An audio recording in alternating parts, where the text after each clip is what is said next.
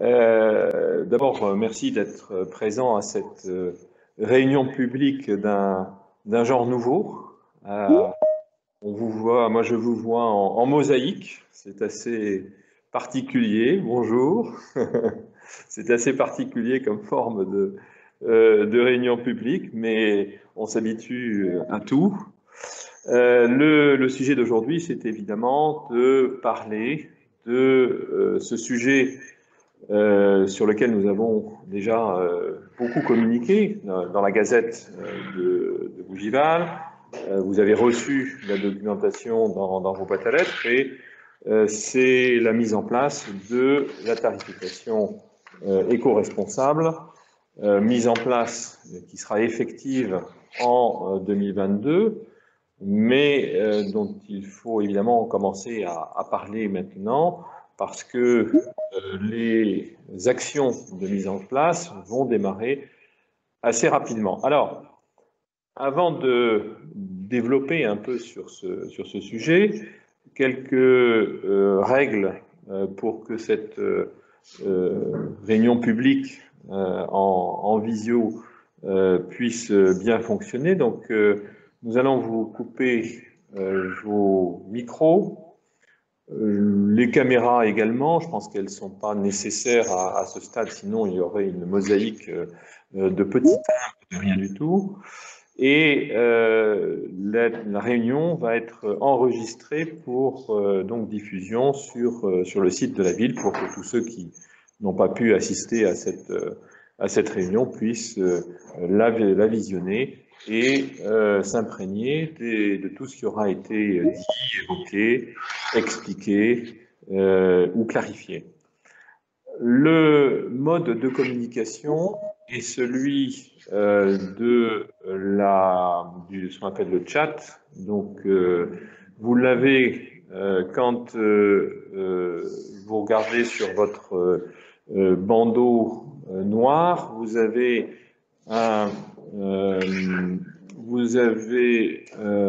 une espèce de petit rond avec une petite queue sur le côté. Pas trop ce que ça veut dire, mais enfin.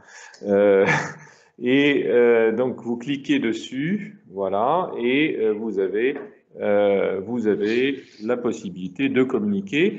Et au fur et à mesure de l'exposé, les personnes qui m'entourent vous répondront, ou à la fin, on aura également une séance de questions-réponses qui nous permettra d'évoquer les différents points qui resteront en suspens. Donc l'objectif, c'est d'essayer d'être le plus interactif possible dans une mécanique qui n'est pas toujours facile à manipuler. Bien, donc si on peut passer on va démarrer la présentation. Alors, la mise en place de cette tarification éco-responsable, c'est un projet de territoire au niveau de l'agglo, et c'est un projet d'avenir. C'est un projet d'avenir parce que c'est une action que l'agglo entreprend pour aller vers ses engagements. Les engagements de l'agglo, c'est le zéro déchet, zéro gaspillage que nous avons lancé, auquel nous avons adhéré au niveau de l'agglo depuis 4 ans maintenant, et qui s'est traduit par un certain nombre d'actions importantes, dont celle de la tarification éco-responsable. Les enjeux de cette tarification éco-responsable, ce sont d'abord des enjeux liés à l'environnement. L'environnement, pourquoi? Parce que nous avons collectivement le besoin de passer à une économie circulaire. Nous avons besoin collectivement de transformer notre façon de gérer nos déchets et de changer de paradigme en passant d'une situation où finalement, aujourd'hui, dans la majorité de situations, nous extrayons des matières premières, nous les transformons, nous les consommons et nous les jetons, souvent en les incinérant. Cette situation conduit d'ailleurs, au niveau de l'Île-de-France, à devoir enfouir un volume extrêmement conséquent de déchets, puisque 400 à 450 000 tonnes de déchets sont enfouis chaque année en Île-de-France. Et vous vous rendez compte que 450 000 tonnes de déchets enfouis chaque année, ce sont des conséquences. Ça a des conséquences sur les sols, ça a des conséquences sur les nappes phréatiques. Ce sont des situations qui, d'un point de vue écologique, et donc derrière tout cela, ça a des conséquences sur l'eau, sur le coût de l'eau, ça a des conséquences sur l'agriculture, sur la façon de gérer notre agriculture, ça a des conséquences sur les émanations de cet enfouissement dans l'air. Et donc, en termes d'environnement, réduire nos déchets, c'est d'abord effectivement travailler sur l'environnement. Et puis, c'est aussi atténuer l'évolution des coûts. Il faut savoir que depuis le début des années 2000, justement avec ces préoccupations importantes en matière d'environnement, avec l'augmentation de la population, la densification, avec la nécessité d'avoir du matériel, notamment pour la collecte, de plus en plus performant, eh bien, les coûts augmentent chaque année de 5% par an. 5% par an, c'est énorme en termes d'évolution des coûts. Et la seule façon de réduire ces coûts de l'ensemble de la filière gestion des déchets, c'est de réduire notre production de déchets, tout simplement. Réduire la globalité de la production de déchets, mais aussi réduire les déchets qui sont incinérés. Et vous allez voir que cette tarification éco-responsable a pour objectif principal de travailler sur la production de déchets incinérables, ce que nous avons ce que nous mettons dans nos poubelles avec les couvercles. Alors, il y en a qui me disent que c'est marron, moi je dis que c'est prune, enfin je sais.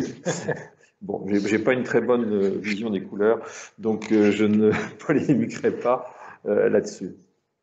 Donc, vous voyez, cette évolution des coûts, c'est un enjeu, au-delà des exigences environnementales que je viens d'évoquer, c'est un enjeu important parce que nous savons que si nous ne faisons rien, d'ici 5 ans, compte tenu justement de tous les paramètres que je viens d'évoquer, eh bien, nos coûts évolueraient de l'ordre de 35% par an, c'est ça, oui, Vincent? À peu près 35% par an. Vous voyez, pas par an. Oui, sur les 5 ans, pardon, sur les 5 ans.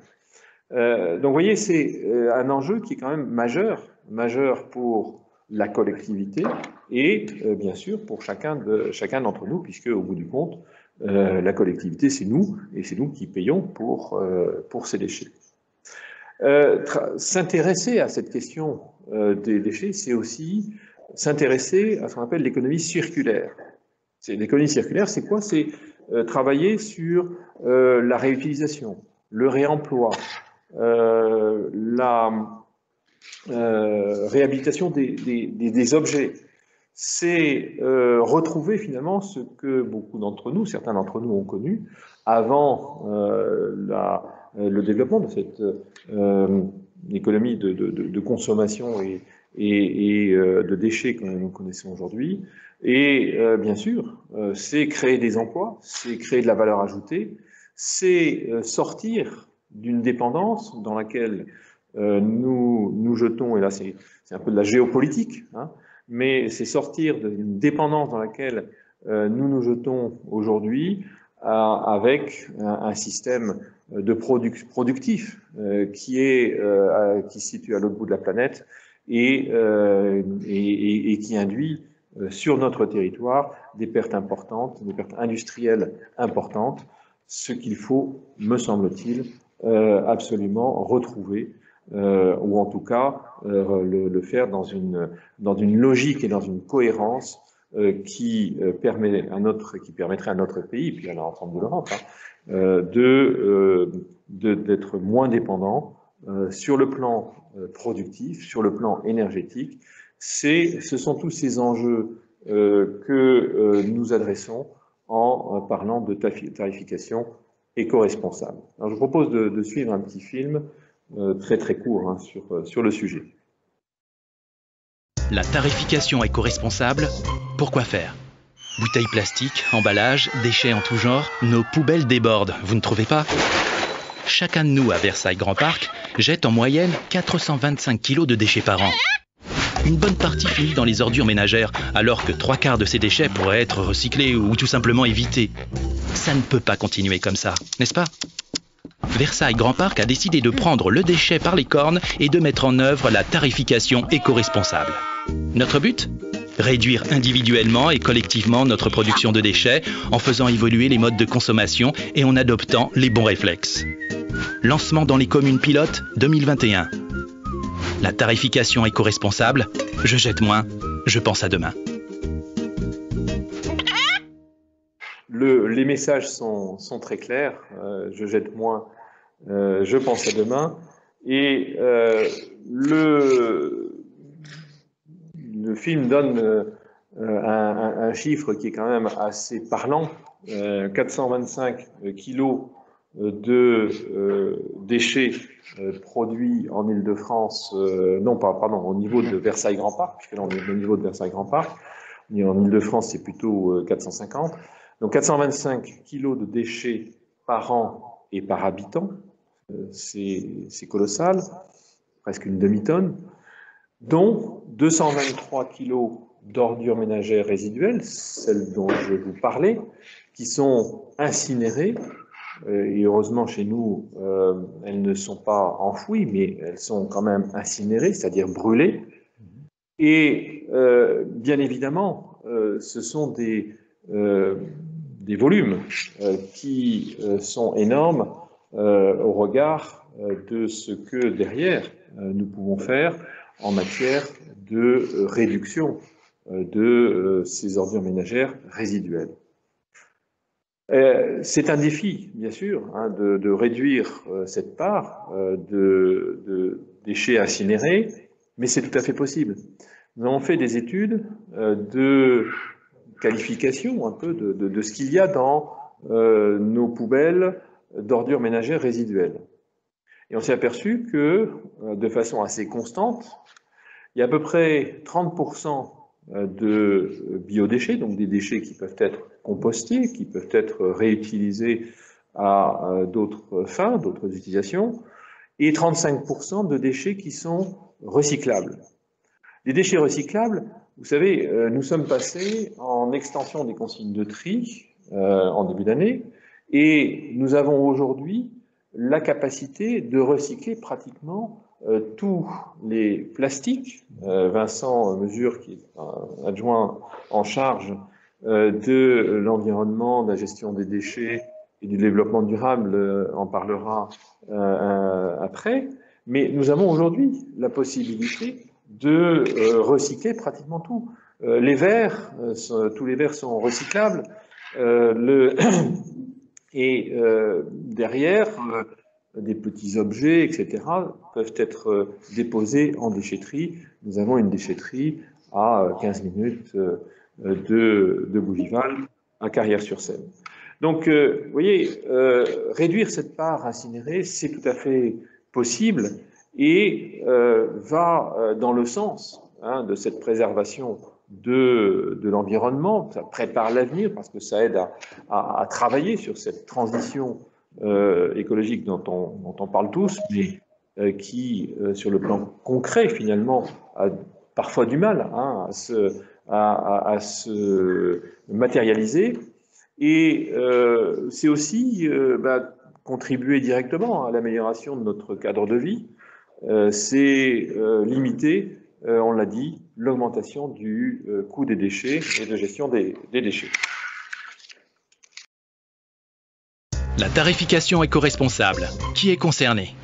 Ça y est, vous aussi vous y voyez plus clair sur la tarification éco-responsable. Mais au fait, qui est concerné? Eh bien, tous les habitants des 8 communes pilotes sont concernés. Particuliers, entreprises, commerçants, administrations. Vous le savez, le paiement de la taxe d'enlèvement des ordures ménagères s'effectue à travers les impôts fonciers ou les charges locatives. Mais vous vous demandez peut-être ce que vous allez payer demain avec cette nouvelle tarification. Vous allez voir, c'est tout simple. Aujourd'hui, vous payez uniquement une part fixe en fonction de votre logement. Demain, vous paierez une part fixe minorée, plus une part variable, évaluée en fonction de votre production de déchets. Une bonne raison pour adopter illico les bons réflexes. La tarification éco-responsable, je jette moins, je pense à demain. Je passe la parole à Vincent, oui. qui va rentrer un petit peu dans les principes. Voilà. Attends que Soriane ait pris la main. Voilà, c'est bon. Voilà, parfait. Oui, alors donc, si vous voulez, on comprend bien qu'aujourd'hui, il faut recycler davantage. Alors, sur le recyclage, il faut savoir qu'il y a une vingtaine d'années, les centres de tri étaient capables simplement de faire la séparation de 5 à 6 matières. Aujourd'hui, et ce qui a posé problème, c'est vraiment l'arrivée des plastiques. Et on avait beaucoup de difficultés justement à les trier. Et aujourd'hui, dans les centres de tri qu'on appelle centres qui sont capables de faire du surtri de ces plastiques, on arrive à séparer à peu près une vingtaine de matières. Donc ça veut dire qu'aujourd'hui, pour le citoyen, le geste de tri est beaucoup plus simple. Il faut savoir que tout est capable on arrive presque à tout recycler. Donc l'objectif, ce sera de faire en sorte d'optimiser, si vous voulez, le recyclage de l'ensemble de ces matières et, si je puis dire, de gaver cette poubelle jaune qui permettra de diminuer notre poubelle de résidus qui partent à l'incinération. Et l'incinération, c'est grosso modo 100 à 125 € de la tonne. Donc aujourd'hui, la tarification, c'est la TOM, la taxe d'enlèvement des ordures ménagères, et elle est à 100% fixée sur la valeur locative de vos biens. Donc l'objectif, ça va être de garder cette TOM, mais de la diminuer. Donc c'est de la diminuer à 65%. Donc on aura un système qui sera quasiment identique sur les 65%. Et pour le reste, qui représente finalement les coûts de collecte et de traitement de votre poubelle que vous sortez des résiduels, là-dessus, ce que l'on souhaite, c'est justement pouvoir diminuer cette part-là et de la tarifier donc à la levée. Donc à chaque levée, elles seront enregistrées et au terme de l'année, on aura la quantité de levée qui permettra justement de définir la part variable. Alors cette part variable, ça va être assez simple. À partir du moment où il y aura un geste de tri et puis, si possible, du compostage de manière à extraire ces matières fermentescibles qui, en définitive, n'ont rien à faire dans cette poubelle, puisqu'en définitive, on les amène à l'incinération et amener de l'eau à l'incinération, ça n'a pas de sens. Donc, ces deux actions permettront justement de réduire votre part variable et à partir du moment où ce geste de tri sera fait, on se retrouvera, comment dirais-je, avec une tarification qui ramènera forcément un gain. Alors évidemment, si on ne fait rien, on peut être amené forcément à avoir un surcoût. Mais l'objectif, justement, c'est de partir dans ce grand mouvement. Alors pour ça, il va y avoir une campagne d'adaptation des bacs, et je dirais qu'aujourd'hui, ce que l'on rencontre, c'est qu'on est un petit peu en manque d'espace pour tous ces produits recyclés. Et donc, il va falloir adapter un petit peu nos containers. À chaque container est adapté un prix. Je voudrais bien la diapo suivante.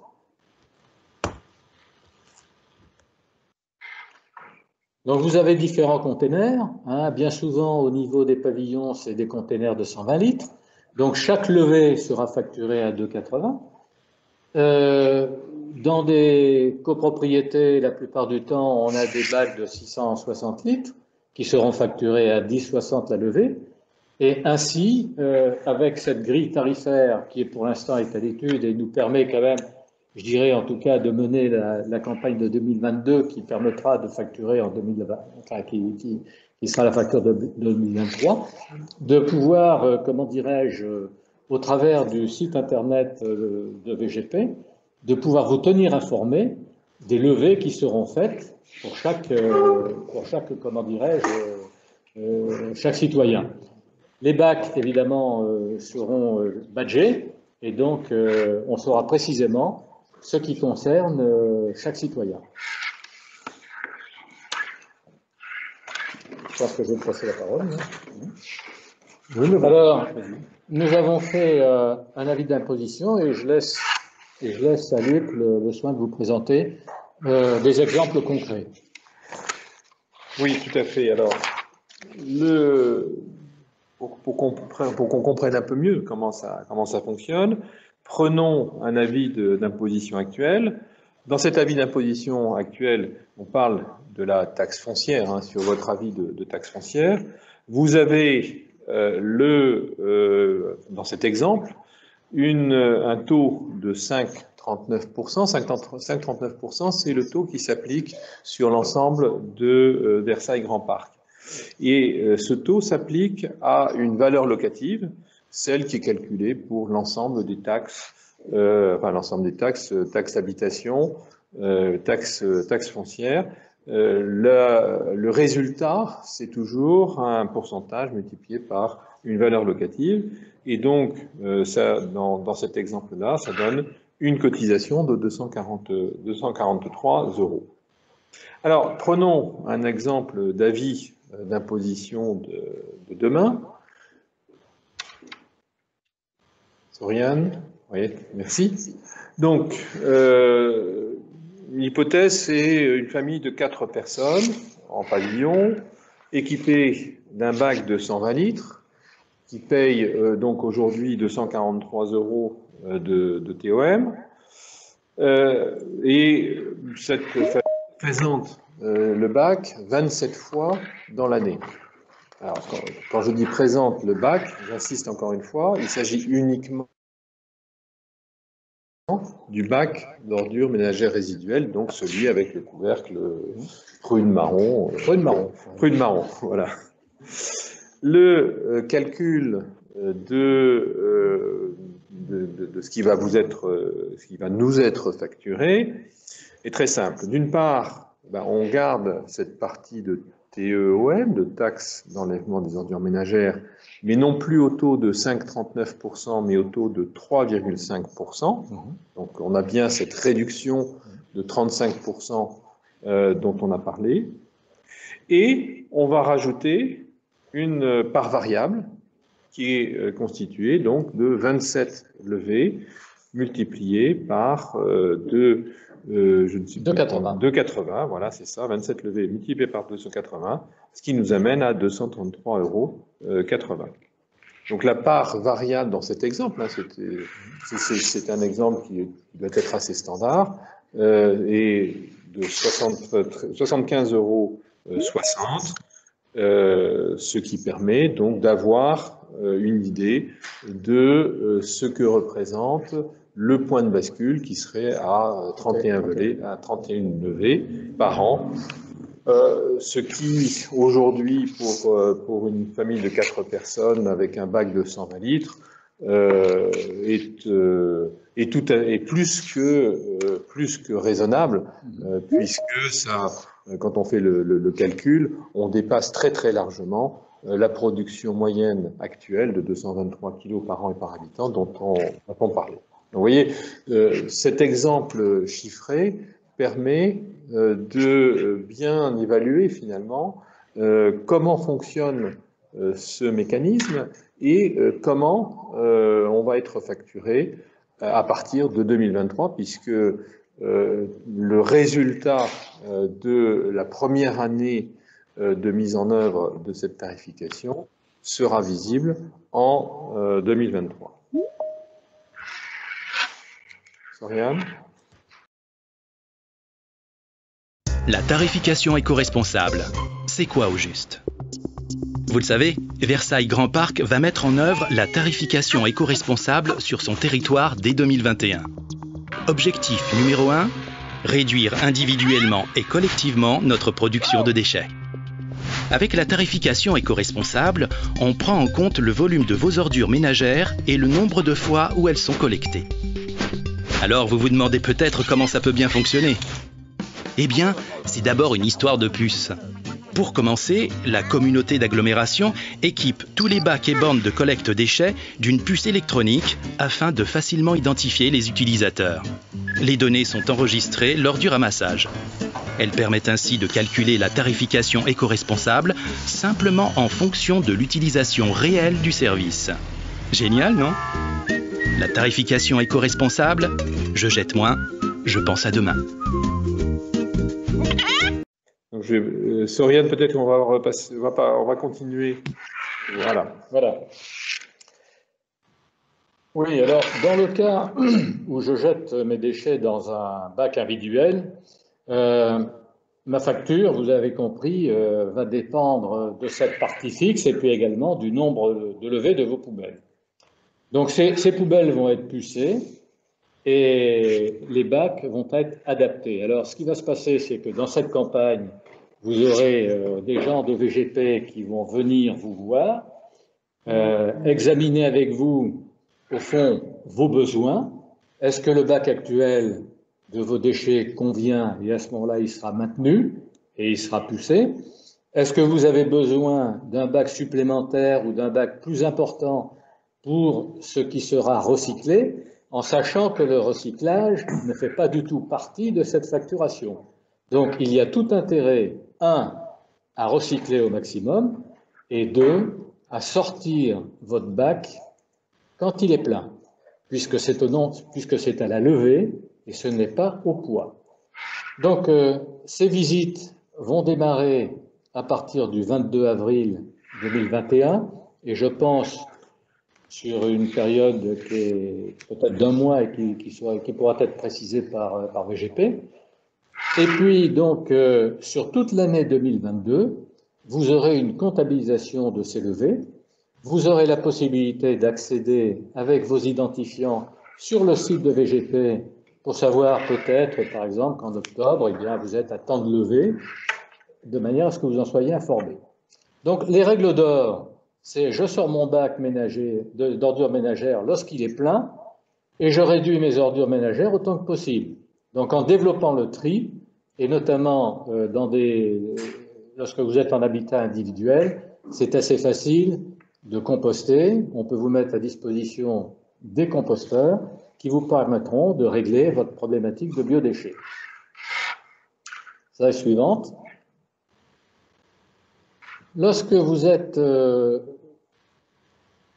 dirais, dans une copropriété avec un abri-bac ou dans des endroits où il y aura un système qui fonctionne à l'aide de badges et où on y met son sac d'ordures ménagères, là, votre facture va dépendre du nombre de fois que vous allez utiliser le système. C'est un système en rotation, c'est-à-dire qu'on y met son sac et à chaque fois que vous mettez un sac, vous êtes, comment dirais-je, facturé. Alors, c'est pas le même tarif que les bacs, puisque grosso modo, je pense que c'est 2 sacs pour... Enfin, il y a un tarif particulier, en tout cas.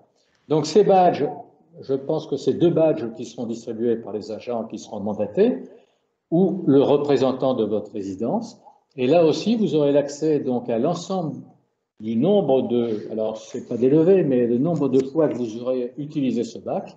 Et là aussi, eh bien, vous avez tout intérêt à réserver ce sac uniquement pour les ordures ménagères que vous ne pouvez plus trier et développer forcément le tri qui se fera, je dirais, sur des poubelles qui sont à proximité. en suivant. Alors, je jette mes déchets dans des bacs collectifs. Alors, dans le collectif, c'est le même principe, hein. Vous avez une part fixe et puis vous avez une part variable. La part variable, elle va être calculée, et je pense que c'est très difficile de faire autrement, à l'échelle de votre résidence.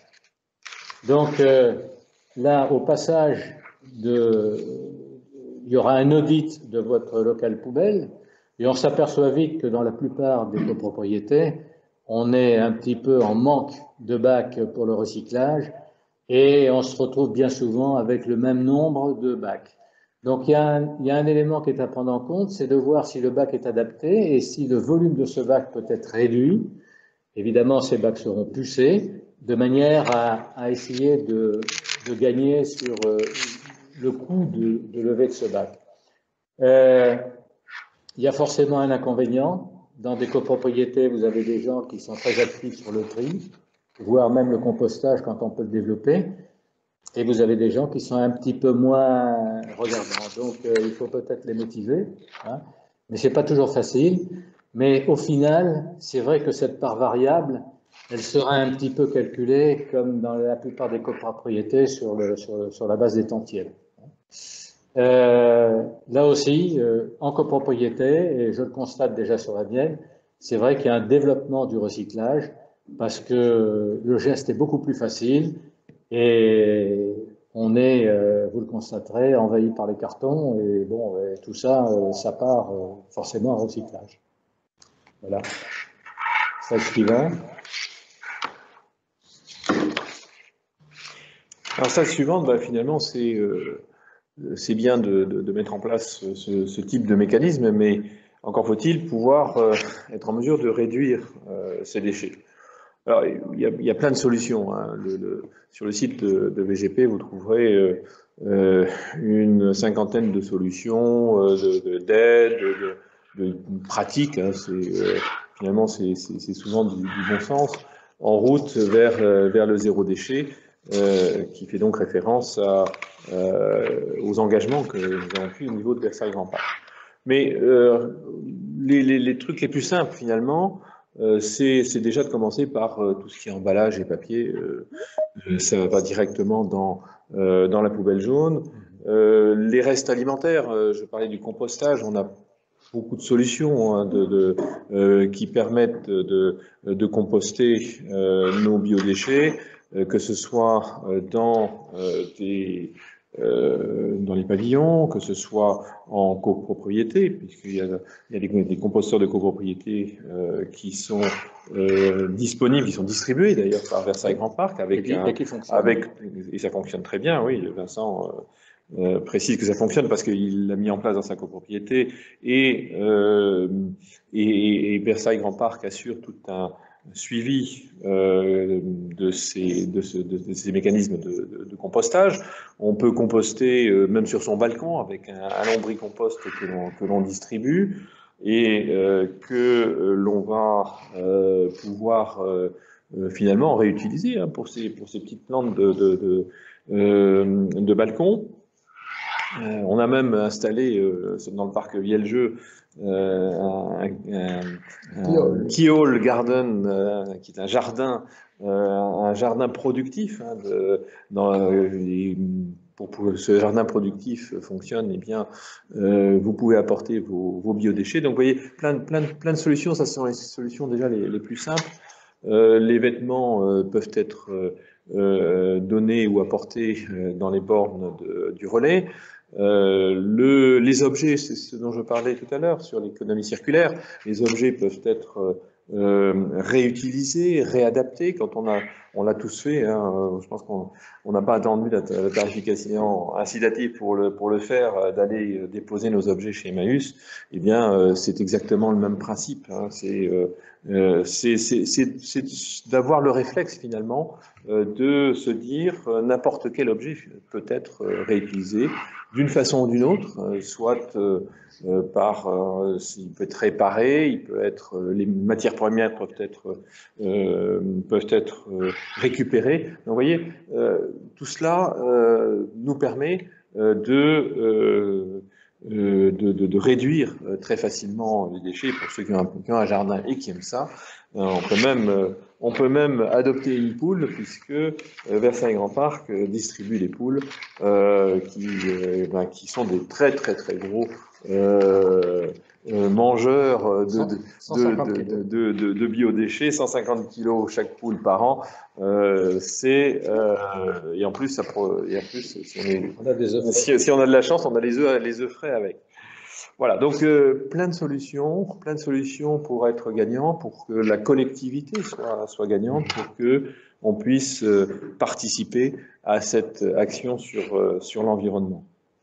Alors tout ça, ça pose aussi plein de questions, et je vais passer la parole à Marion Soulard et Soriane Houck, qui travaillent à Versailles Grand Parc, qui sont les responsables de la gestion des déchets à Versailles Grand Parc, et qui ont déjà mis en place, qui ont déjà plutôt mené un certain nombre de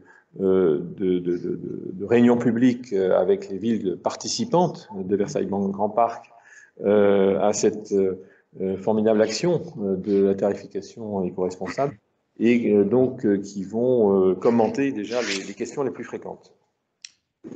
Bonsoir. Alors je vais vous parler, comme l'a dit Monsieur Vattel, des questions qu'on rencontre vraiment régulièrement autour de ce projet.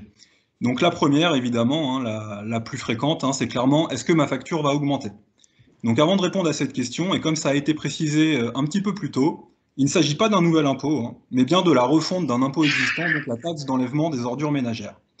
Donc ensuite, la réponse en elle-même, elle va dépendre de plusieurs facteurs que vous voyez à l'écran, mais si je résume, ça va dépendre à la fois donc de la valeur locative de votre bien, mais également de la taille de votre bac et du nombre de fois où vous le présenterez, donc également de votre comportement et de votre consommation du service. Donc comme ça a été dit précédemment, la tarification éco-responsable, elle n'a pas pour objectif de faire payer plus cher. Son objectif, c'est avant tout de réduire la part incinérée pour éviter au maximum une augmentation des coûts et réduire également l'impact environnemental du service. Donc on a une autre question qui revient très souvent, c'est la question des familles nombreuses. Donc si la part variable, elle est payée au volume, les élus qui travaillent sur ce projet ont tout de suite souhaité ne pas pénaliser les familles nombreuses. Donc la TECO relevant de l'impôt foncier, il n'était pas possible d'y appliquer le quotient familial. À la place, on a décidé de mettre en place des tarifs adaptés pour les gros bacs, afin d'aider les familles nombreuses. Donc un petit peu avant, vous avez dû voir sur la slide où on présentait les tarifs, si on divise en fait le prix par le litre, vous verrez que sur les bacs un petit peu plus gros, le prix proportionnellement est moins cher. Et alors la dernière question, également assez fréquente, c'est celle sur les incivilités qui peut prendre plusieurs formes. Donc la première, et d'ailleurs quelqu'un l'a posée dans le chat, c'est si quelqu'un vient mettre un sac poubelle dans mon bac. Donc la réponse toute simple, c'est que si votre bac il n'était pas plein, en fait ça ne change rien, puisque vous payez un bac plein à chaque fois qu'il est présenté. Si votre bac il est plein, le voisin ne peut pas mettre son sac dans votre bac, et dans ces cas-là, en fait, ça relève du dépôt sauvage. Donc pour les bacs qui ne peuvent pas être rentrés, on a des solutions sur Versailles Grand Parc, et c'est notamment le cas d'ailleurs déjà sur Bougival. On a certains foyers qui sont dotés en ce qu'on appelle par exemple des modules au bac, donc c'est une solution qu'on évite de déployer trop massivement, parce que ça ne respecte pas la réglementation R437 pour les reapers en fait, mais notamment donc pour les petites habitations qui n'ont pas d'espace de stockage, on a des solutions qui existent. Voilà, et donc la dernière chose aussi, c'est qu'il y a plus de 200 collectivités en France qui se sont lancées dans des projets similaires, et les différents retours d'expérience qu'on a sur cette question des incivilités, et notamment des dépôts sauvages, c'est que à terme, donc au démarrage, il peut y avoir des petits cafouillages, les premières semaines, clairement, mais à terme, en fait, on n'a pas une recrudescence des dépôts sauvages. Et à ce titre-là, d'ailleurs, il faut savoir que les dépôts sauvages, dans leur grande majorité, sont quand même le fait de professionnels peu scrupuleux, et qui sont donc sur des flux différents des ordures ménagères. Donc la dernière chose qu'on va vous présenter ce soir, c'est le planning du projet. Donc les 6 premiers mois de l'année 2021, en clair, c'est la mise en place technique du projet. Donc comme vous avez sans doute pu le voir ces derniers jours, les nouvelles prestations de collecte ont débuté. Donc le collecteur sur votre commune, ça ne change pas, c'est toujours Nicolas. La seule chose qui change, en clair, c'est la technologie des camions, puisque ces derniers ils vont rouler au GNV, donc moins polluant et moins bruyant. Donc, pour la commune de Bougival, la campagne d'adaptation des bacs va démarrer aux alentours du 22 avril. Donc je dis bien aux alentours parce que c'est une campagne quand même qui prend du temps et on passe de ville en ville. Donc il est possible qu'on démarre peut-être quelques jours après, mais ça va vraiment démarrer autour de cette date-là. Et elle devrait durer entre 5 et 6 semaines. Voilà. Donc comme l'a dit Vincent, vos copropriétés pour les copropriétés, vous serez contacté par la société donc mandatée par Versailles Grand Parc pour les audits, tandis que pour les gens qui seront en pavillon, vous allez être contacté directement avec des gens qui vont faire du porte-à-porte. Une fois la campagne achevée, on va passer dans une période de test à blanc qui durera jusqu'à la fin de l'année. Donc cette période, en fait, elle a plusieurs intérêts, hein. Déjà, elle va nous permettre de tester les dispositifs techniques, mais aussi de faire en sorte que chacun des usagers prenne en main les nouvelles règles. Donc le début des comptabilisations réelles, elles interviendront à partir de l'année 2022. Donc sur l'année 2022, on va compter l'ensemble de vos présentations de poubelles ordures ménagères, et ça servira pour le calcul de votre part variable sur la TECO 2023, donc facturée en novembre en même temps que la taxe foncière. J'ai fini de parler du coup du planning, donc on peut peut-être passer aux questions-réponses. Oui, effectivement, ça, vous avez posé beaucoup de questions et des réponses ont été apportées des questions qui ont été posées. Pour l'instant, j'en ai deux auxquelles on n'a pas répondu.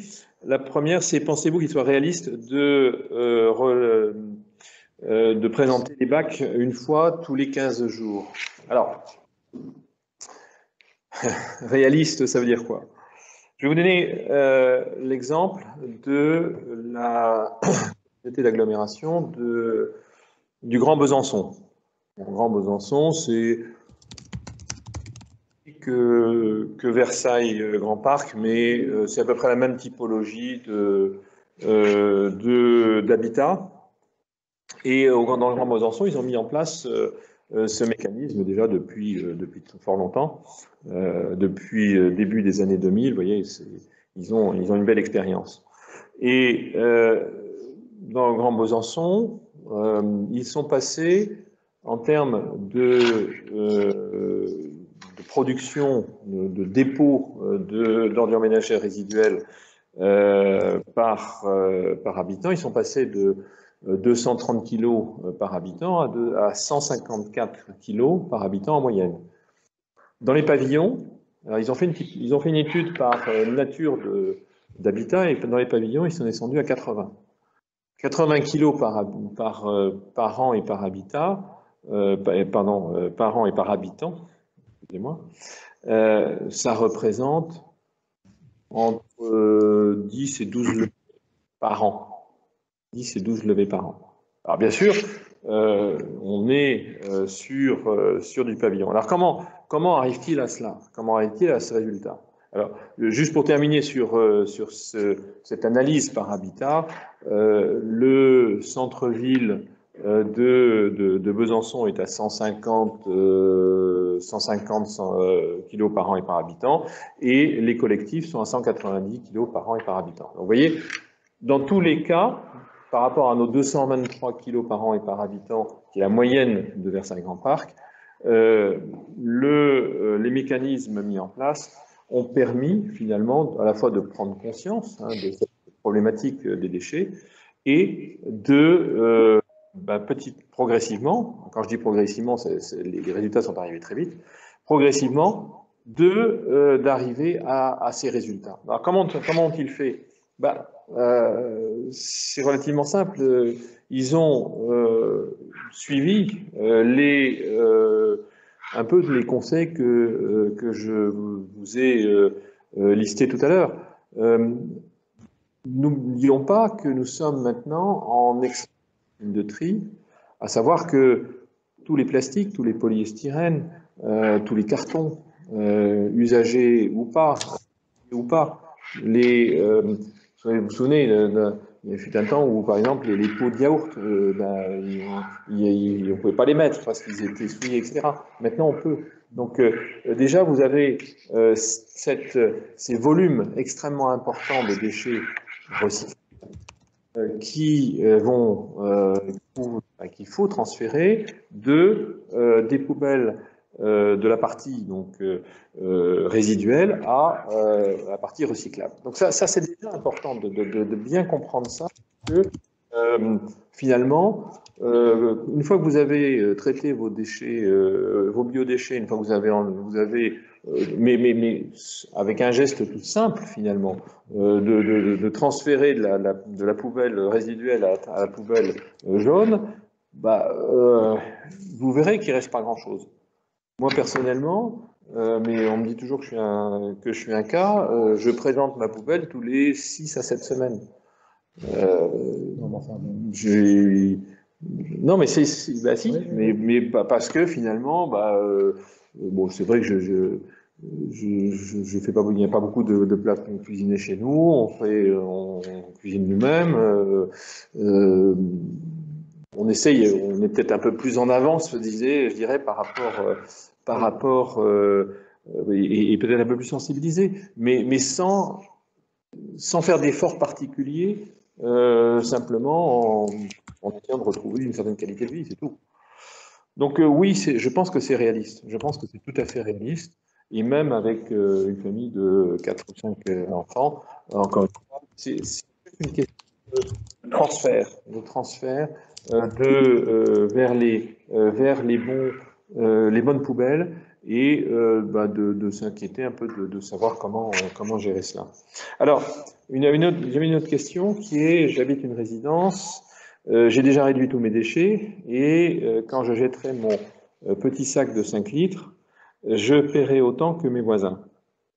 Pour plus de justice, il faudrait facturer au poids. Alors, facturer au poids ou à la levée, ce débat, bien sûr, on l'a eu. Et nous sommes allés dans différentes collectivités voir un peu comment ça se passait. Certaines collectivités ont facturé au poids. Dans le Grand Besançon, par exemple, ils avaient démarré au poids et très vite, ils se sont rendus compte que la facturation au poids était compliquée parce que contestable. Une levée, c'est une levée, c'est facile. Mais le poids, c'est plus compliqué. Et contrairement à ce qu'on peut penser, c'est plus injuste parce que justement, si votre voisin vous met son sac dans votre poubelle, ça va peser un peu plus. Donc vous avez payé pour votre voisin, alors que si jamais votre poubelle, il y a encore de la place dans votre poubelle et que votre voisin met quelque chose, ça changera rien, ce sera toujours la même levée. Le poids, les outils de mesure du poids sont pas toujours très justes, il y a toujours quelque chose qui fonctionne pas et ils sont revenus sur cette solution du poids pour repartir. Alors, ils n'ont pas osé revenir 100% sur les levées, mais c'est ce qu'ils souhaitent faire, en tout cas assez rapidement. Et pratiquement toutes les autres collectivités ont choisi de partir sur la levée, qui est beaucoup plus simple. Alors après, bien sûr, au niveau d'une résidence, on va se dire, oui, mon voisin, il fait pas d'efforts, moi je fais des efforts. Je comprends parfaitement que c'est une question, que ça questionne, bien évidemment.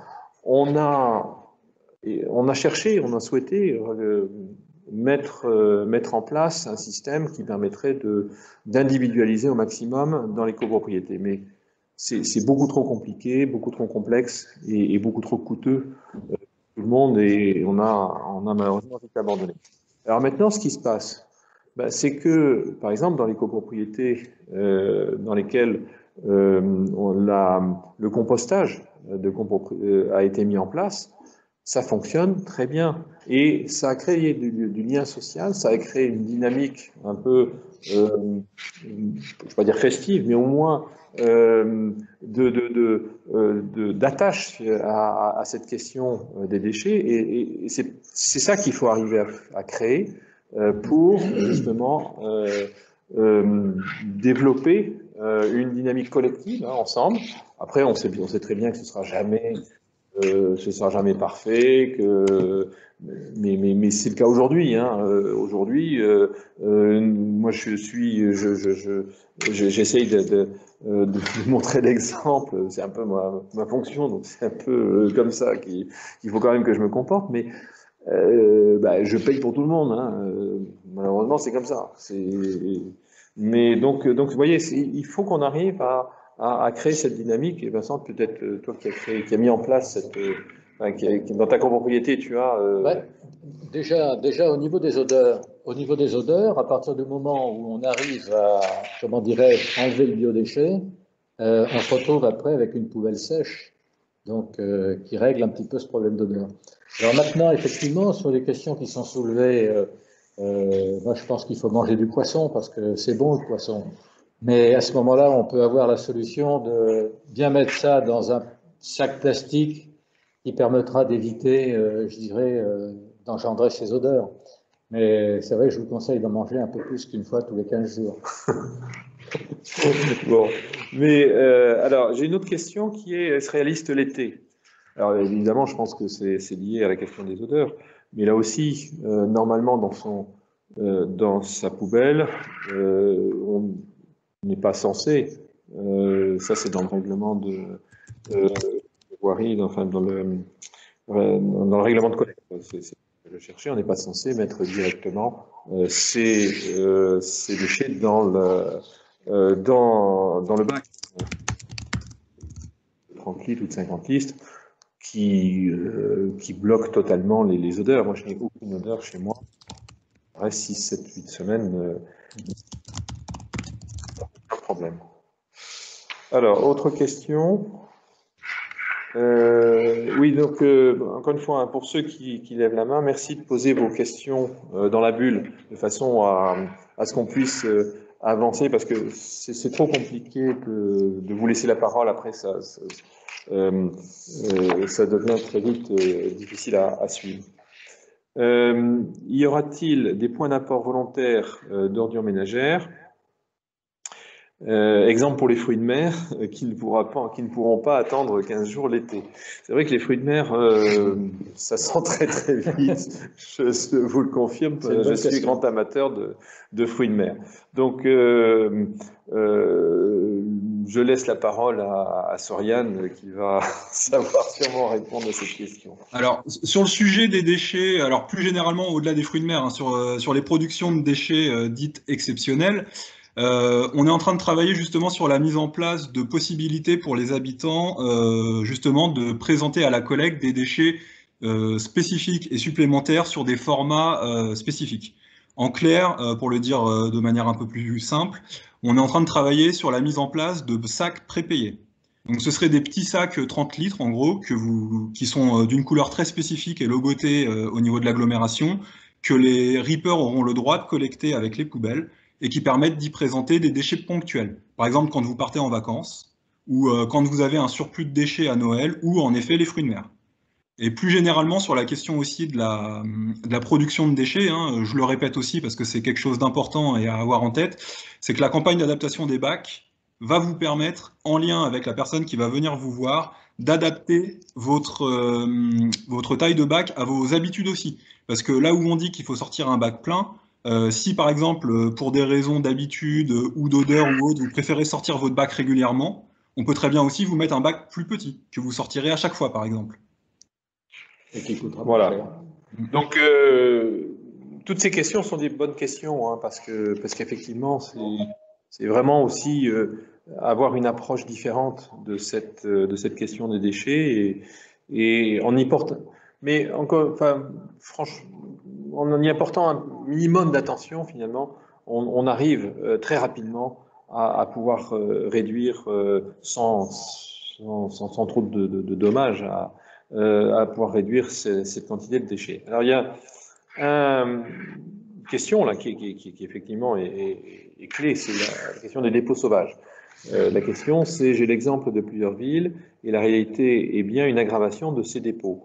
Prévoyez-vous au minimum une vidéoprotection de l'entrée de nos espaces verts, axe de la Seine, forêt et axe de la Seine. Alors, Bon, je ne sais pas à quelle ville vous faites allusion. Nous, encore une fois, on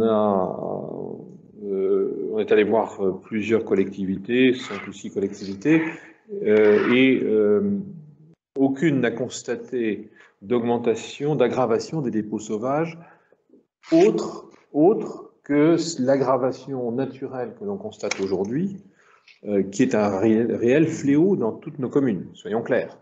Aujourd'hui, les dépôts sauvages est une des problématiques de Versailles Grand Parc, mais je dirais de la région, une des problématiques sur lesquelles la région Île-de-France, les différents départements se penchent, et bien sûr les agglos et les villes, parce que il y a malheureusement une incivilité grandissante dans ce domaine-là. Est-ce que la tarification éco-responsable va augmenter cette tendance? En tout cas, dans tous les exemples de collectivités qui ont mis ça en place, ce n'est pas le constat qui a été fait. Ce n'est pas le constat qui a été fait. Alors, mais on n'est pas des naïfs non plus. Hein, et la vidéoprotection va effectivement est en train de se développer. Hein. Il y a un certain nombre de caméras que nous avons maintenant à Bougival, et notamment nous avons des caméras nomades.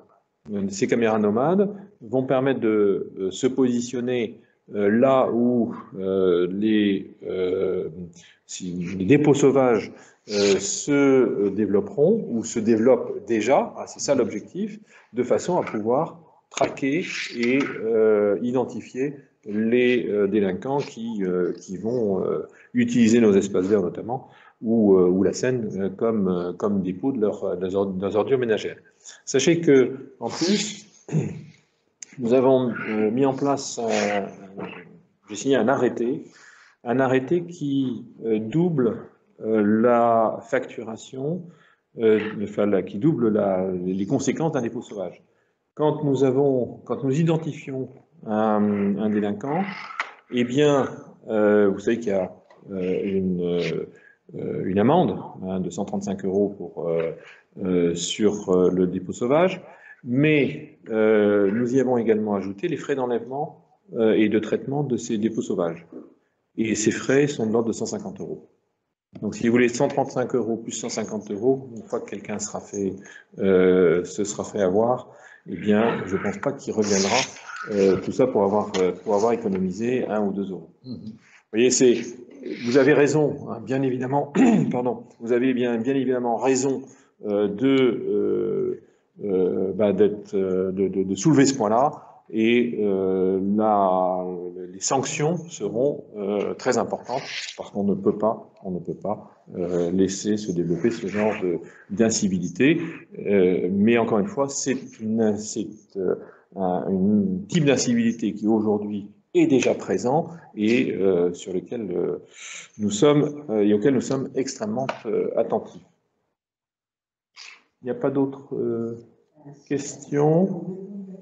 Ah, alors il y a des questions. Attendez, je prends une question à l'instant, je vais peut-être la regarder. C'est la dernière?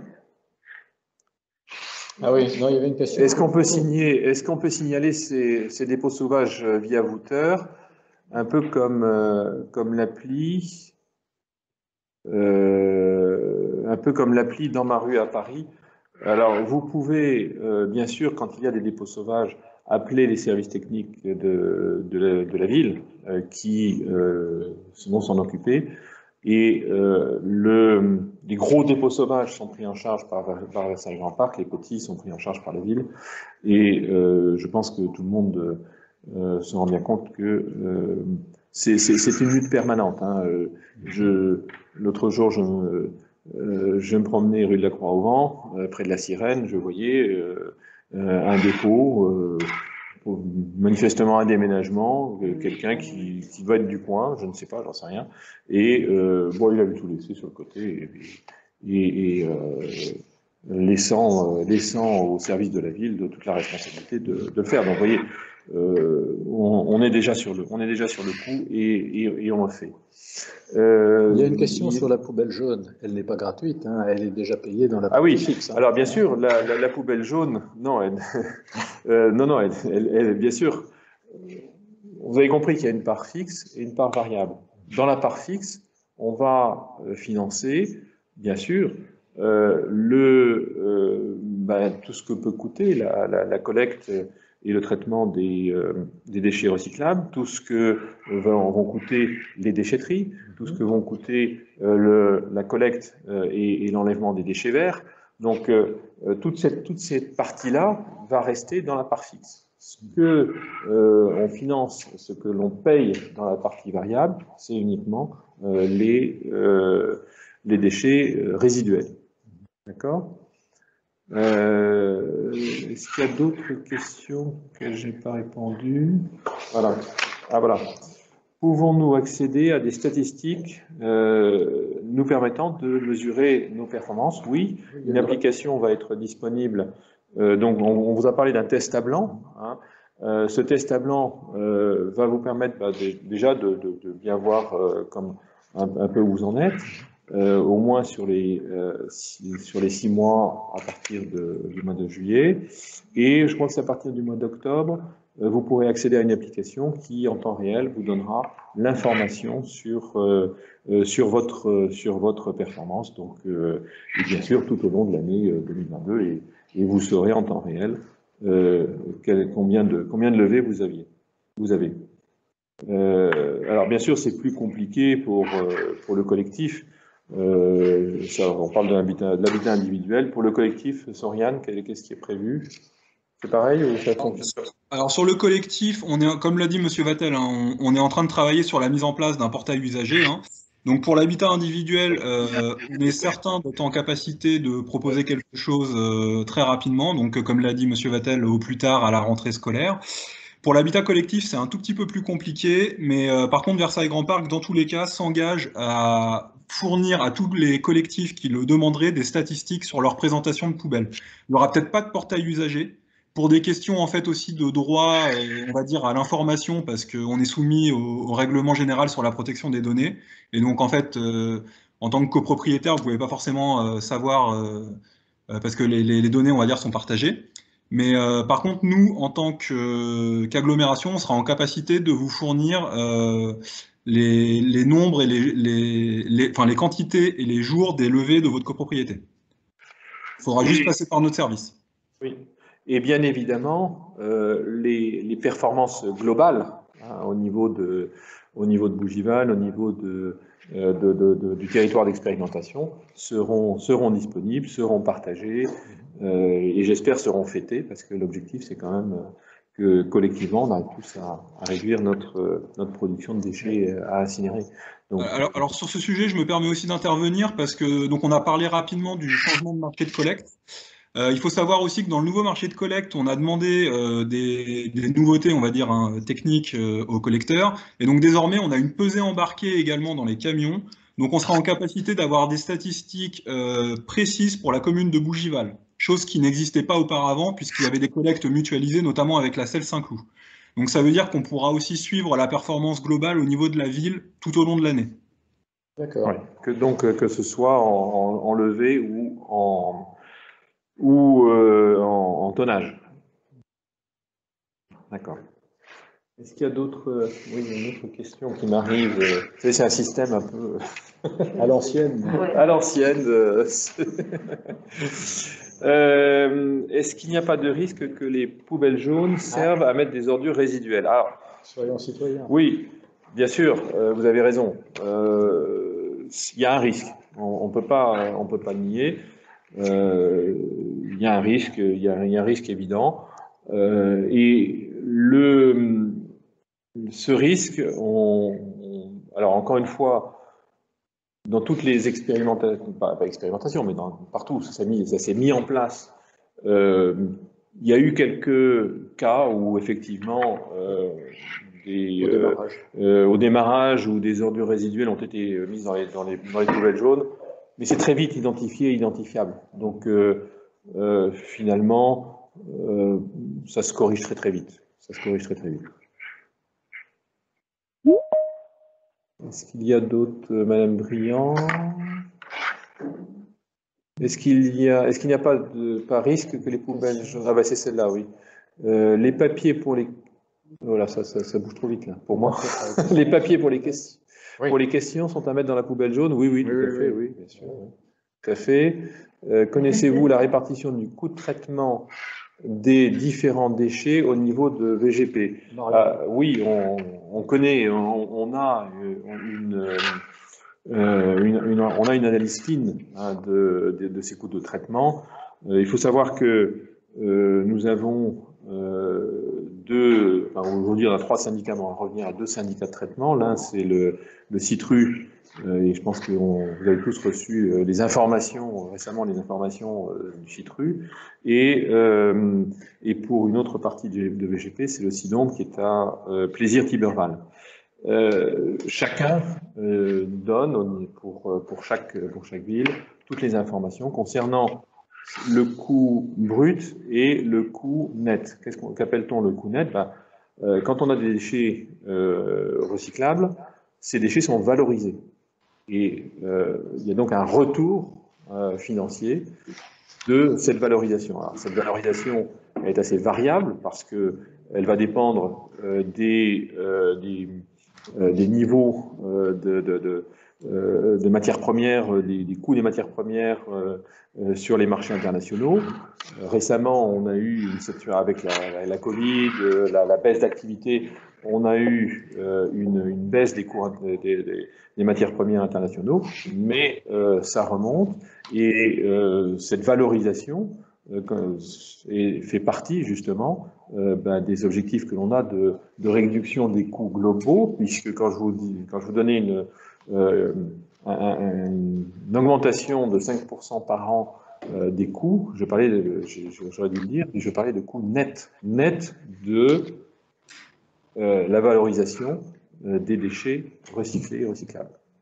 Donc, on a toutes ces informations. Si quelqu'un le souhaite, bien sûr, on pourra les lui communiquer. Juste pour petite précision, hein, le service déchets, du coup, finance vraiment la collecte et le traitement de tous les flux de déchets, hein, donc ordures ménagères recyclables, encombrants, verres, déchets végétaux, mais aussi le service déchetterie. Et ce qu'il faut savoir, juste pour vous donner un ordre d'idée, c'est qu'aujourd'hui, les ordures ménagères, c'est près de 60% des coûts quand même, hein. Donc c'est aussi pour ça, au-delà de l'impact environnemental, c'est aussi pour ça qu'on souhaite vraiment réduire ce flux, parce que c'est celui aussi qui pèse le plus dans les finances. Voilà, absolument. Alors, quelqu'un dit c'est pour voir les bons et les mauvais. Non, en aucune façon il s'agit de stigmatiser un tel ou un tel. Ça n'a pas de sens et ça n'a aucun intérêt. L'objectif, c'est que l'objectif premier, il faut être clair, c'est d'abord de se dire, cette question des déchets, ça nous concerne, nous, chacun individuellement. C'est pas et chacun individuellement, on y répond en fonction de la façon dont on a envie d'y répondre. Mais en aucune façon on va stigmatiser qui que ce soit. Ce serait complètement ridicule et n'aurait absolument aucun intérêt. Allons-nous végétaliser le tour des poubelles? Je comprends pas. Je ne sais pas trop ce que ça veut dire. Végétaliser le tour des poubelles. Je comprends pas bien. Mais bon, c'est de l'humour, je ne sais pas. Reprenez la question au-dessus. Oui, c'est ça, c'est cette question-là, mais on ne la comprend pas. La question au-dessus de quoi? Peut-être la question sur les risques par rapport aux poubelles jaunes et aux ordures ménagères résiduelles. Et il me semble qu'il y avait une petite demande de précision par rapport à quelles mesures on pouvait prendre si jamais effectivement il y en avait. En tout cas, je vais essayer au moins de compléter du coup la réponse de Monsieur le maire. Je suis désolée, j'ai coupé la caméra parce qu'on a quelques difficultés de connexion. À ce niveau-là, ce qu'on va faire au niveau de Versailles Grand Parc, c'est mener des opérations de suivi qualité du tri Donc, ça nous permet en fait de vérifier que la qualité du tri est maintenue et que justement, il n'y a pas des ordures ménagères qui sont déposées dans les poubelles jaunes. Dans ce cadre-là, si jamais c'est un phénomène qu'on observe, il y aura bien sûr des rappels qui seront effectués et puis on ira plus loin si nécessaire, c'est-à-dire que s'il y a une récurrence, on peut aller jusqu'à comptabiliser à ce moment-là le vidage de la poubelle jaune comme une levée supplémentaire. On la collectera avec les ordures ménagères. Donc c'est des choses qu'on ne fera pas dans l'immédiat, hein, bien sûr. L'objectif, c'est de faire de la pédagogie, de bien rappeler les extensions des consignes de tri, mais en tout cas, un suivi régulier sera effectué par les services de Versailles Grand Parc sur ces questions-là. Alors, il y a une question sur un exemple précis, la taxe variable. Maintenant, c'est difficile de savoir, puisque ça dépend de la... Grosso modo, non, c'est difficile. C'est vraiment au cas par cas qu'il faut faire le calcul. Donc, c'est vraiment très, très difficile de répondre. Voilà. Oui, ça dépend du nombre de fois on présente le bac. En fait, si je peux peut-être essayer de répondre, hein, c'est que là, dans l'exemple de la personne, si vous avez une TOM de 200, dans le cadre de la grille tarifaire provisoire, on part sur une réduction de la part fixe de 35%, donc ça veut dire que vous auriez une part fixe de 130 € dans votre exemple. Donc ça veut dire que si votre part variable est inférieure ou égale à 70 €, vous vous y retrouvez. Oui, c'est ça. Alors, si on adopte une poule, on ne peut pas partir en vacances. Oui, alors après, on trouve toujours des voisins qui sont très contents d'aller récupérer les œufs. Donc, voilà, là aussi, c'est peut-être aussi quelque chose qu'on peut faire avec ses voisins. Mais bon, je reconnais que c'est pas forcément facile. Mais vous savez, on a quand même réussi combien on a distribué de poules là, sur Versailles Grand Parc, vous vous souvenez, Soriane? Pour moi, on est dans les alentours de 400-500 par an, mais alors là, vous me posez une colle, je peux essayer de trouver la stat si vous voulez. À peu près ça.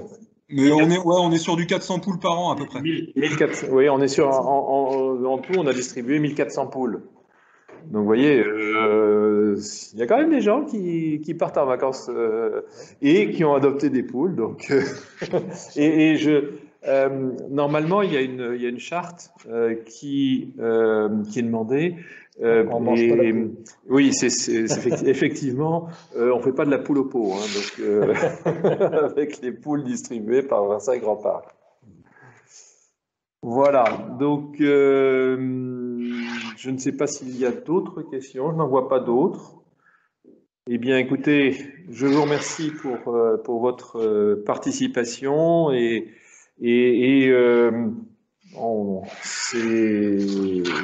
c'est une initiative collective et comme je l'ai écrit dans l'édito de la Gazette, ça nous permet à chacun d'apporter notre petit brin de colibri. Et si c'est ça qu'on peut retenir, eh bien, je pense que chacun aura pu agir de son côté à sa convenance, en fonction de ses possibilités. C'est globalement cet objectif que chacun peut se donner, mais pas de pression. Bonne soirée à tout le monde et merci pour vous. Et puis s'il y a d'autres questions, surtout n'hésitez pas à poser les questions à Versailles Grand Parc, sur le petit flyer que vous avez reçu. Eh bien, vous avez un numéro, vous avez une adresse mail sur laquelle vous pouvez écrire, à laquelle vous pouvez écrire. Donc voilà. Merci à vous et bonne soirée à tout le monde. Et pour ceux qui regardent, il paraît qu'il y a un match, il paraît qu'il y a Neymar qui joue. Donc, bon match pour ceux qui regardent le match. Voilà. Merci. Au revoir, merci. Merci à tous. Je jette moins et je pense à demain. Voilà.